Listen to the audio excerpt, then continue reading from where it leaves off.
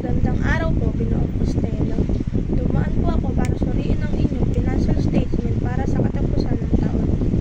May napansin lang po. Magandang araw rin, Ana. Ano ang nakita mo?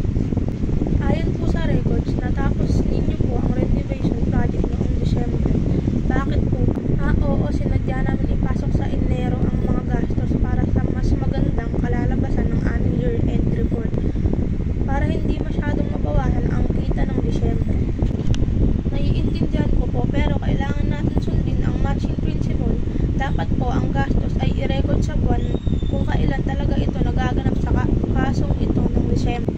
Ganun ba? Akala ko ay ayos lang basta't naitala rin naman.